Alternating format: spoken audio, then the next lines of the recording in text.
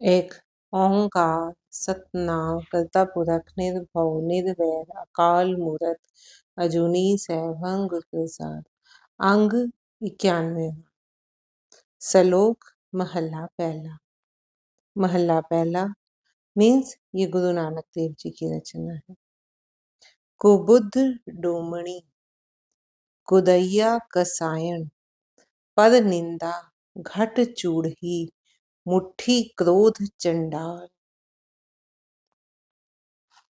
कुबुद्धि व्यक्ति के अंदर भांड रूपी स्त्री है। कुबुद्ध डूमणी कुदैया कसाई जो बेरहमी है वो कसाई रूपी स्त्री है। पर निंदा घट चूड़ही पराई निंदा अंदर की भंकिन है।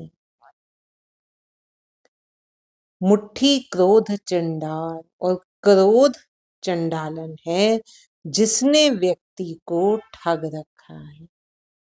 कुबुद्धि भांड रूपी स्त्री है। बेरहमी जो है, कसाई क्या देखा है ना, कसाई को कितने बेरहमी से काटते हैं। बेरहमी जो है वो कसाई का रूप है।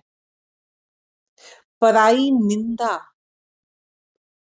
अंदर की जो जिसको हम कहते हैं ना भंकन, वो किसको कहा जाता था, जैसे जिसको हम दूसरी लैंग्वेज में चूड़ी भी कहा जाता था पहले। मीन्स जो गंदगी को उठाने वाली। पराई निंदा क्या है, वो भंगन है। पराई निंदा क्या है, पराई निंदा एक्चुअली में आप देखो तो हम दूसरे का मल उठा रहे हैं। दूसरे की जो बुराई है, जो उसके विकार हैं, उसको हम उठाए फिर रहे। कैसे? हमने किसी का अवगुण देखा, किसी को कुछ गलत काम करते देखा, हमने देखा मीन्स हमने उसको ग्रहण कर लिया। अब हम उस गंदगी को उठाए फिर रहे हैं और 10 लोगों को आगे परोसे। जितने भी लोग हम मिलेंगे जो उसको भी जानते होंगे, हम उसकी कथन करते चले जाएंगे कि वो ऐसा है, वो ऐसा है, वो ऐसा है। मीन्स उसकी गंदगी हम अपने सिर पर उठाए फिर रहे हैं। तो पराई निंदा अंदर की भंगन है और क्रोध जो है चंडाल का रूप है। चंडाल किसको कहते हैं? देखा है ना चंडाल, जिसको जरा सा भी होश ही नहीं होता गुस्से में कि वो क्या कर रहा है और क्या नहीं कर रहा। तो क्रोध चंडाल का रूप है और इन सब ने व्यक्ति को ठग रखा है। हम इन सब के वश में हैं। कारी कढ़ी क्या थिए जानचारे बैठिया ना। यदि ये चारों अंदर हैं तो चौका आदि की पवित्रता के लिए लकीरें डालकर बाहरी लीपा पोती का क्या लाभ। पहले टाइम में क्या होता था कि लोग फर्श कच्चे होते थे। जो आपका किचन वाला एरिया है, जो चौके का एरिया है, उसको साफ सुथरा करके उसको लेप करके और फिर उसके आगे लाइन खींच देते थे। उस लाइन का मतलब क्या था कि कोई भी बाहर का इंसान, कोई भी बाहर का है या जो कोई भी पवित्र नहीं है, साफ सुथरा नहीं है, वो उस लकीर को पार नहीं करेगा। तो क्या कह रही है गुरु महाराज? यदि ये चारों अंदर हैं, क्रोध रूपी चंडाल, बेरहमी रूपी कसाई और पराई निंदा रूपी भंगन और कुबुद्धि रूपी भांड, ये चारों ही अपवित्र माने गए हैं। तो अगर ये चारों अंदर बैठे हैं तो चौके की पवित्रता के लिए जो तुम लकीरें डालते हो या लीपा पोती करते हो उसका क्या लाभ? क्योंकि मैल मैल तो अंदर है। बाहर से तुम जितना मर्जी लिपा पोती कर लो, कोई फर्क नहीं है, कोई लाभ नहीं है उसका। सच संजम करणी कारा, नावण नाव जपे ही, नानक अज्ञे उत्तम से, जे पापा पंद न दे। हे नानक, जो व्यक्ति सत्य को स्वच्छता की युक्ति बनाते हैं उससे उलट अब अंदर की स्वच्छता है, अंदर विकारों की मैल नहीं है, क्रोध नहीं है, बेरहमी नहीं है, निंदा नहीं है, अंदर क्या है? सत्य है। जो व्यक्ति सत्य को स्वच्छता की युक्ति बनाते हैं, ऊंचे आचरण को चौके की लकीरें बनाते हैं, कि खुद का आचरण खुद के लिए लकीर बनाई हुई है कि हम विकार को अंदर नहीं आने देंगे। ऊंचा आचरण रखना है जो सत्य पर आधारित है, जो शुभ कमाई पर आधारित है, जो विवेक पर आधारित है, जिसमें कसाईपन की जगह क्षमा भाव है, दया है, दयालुता है, निंदा की जगह प्रशंसा है, क्रोध की जगह प्रेम है। ऊंचा आचरण। जो व्यक्ति सत्य को स्वच्छता की युक्ति बनाते हैं, सत्य की राह पर चलते हैं, ऊंचे आचरण को चौके की लकीरें बनाते हैं, जो नाम का सुमिरन करते हैं और इसी को तीर्थ स्थान समझते हैं, सच संजम करणी कारा, सच का संजम करते हैं, करणी कारा ऊंचा आचरण, अच्छे कर्म करते हैं, नावण नाव जपे ही, नावण नाव जपे, जो नाम का सुमिरन करते हैं और नाम का सिमरन को ही तीर्थ स्नान मानते हैं कि नाम सुमिरन से ही मन स्वच्छ होगा, वो सच्चा तीर्थ स्नान है। फिर जो नाम सिमरन करते हैं और नाम सिमरन को ही तीर्थ स्थान समझते हैं एवं जो अन्य लोगों को भी पाप कर्मों की शिक्षा नहीं देते, खुद भी जपते हैं और दूसरों को भी जपाते हैं।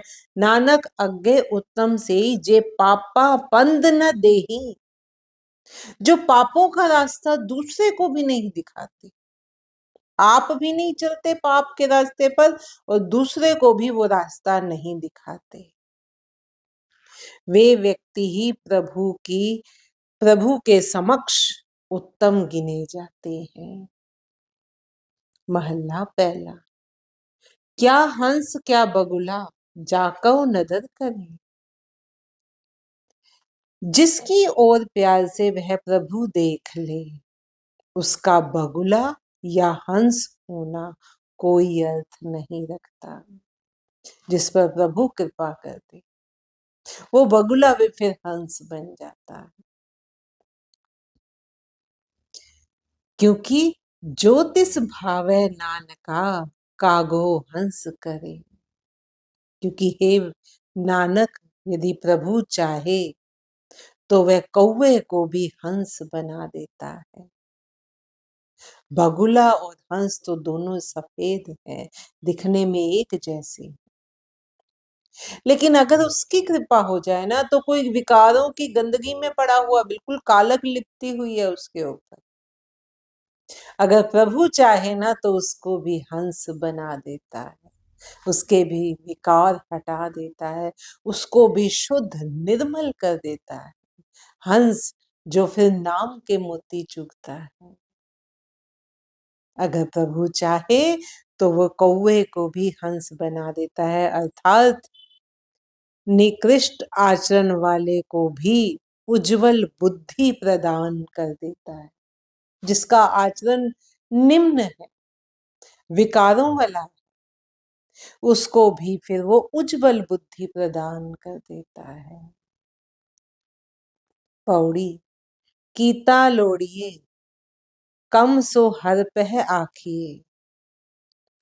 मनोवांछित कार्य की पूर्ति के लिए यदि चाहत हो तो उसके लिए परमात्मा के सामने प्रार्थना ही की जानी चाहिए। संसारिक लोगों के आगे प्रार्थना करोगे तो काम नहीं बनेगा। क्यों? क्योंकि उनको देने वाला भी परमात्मा है। अगर कुछ मनोवांछित चाहते हो ना तो प्रार्थना उस परमात्मा के आगे ही की जानी चाहिए, क्योंकि वही देने वाला है। वो सदा सदा दातार है, सदा सदा देता आ रहा।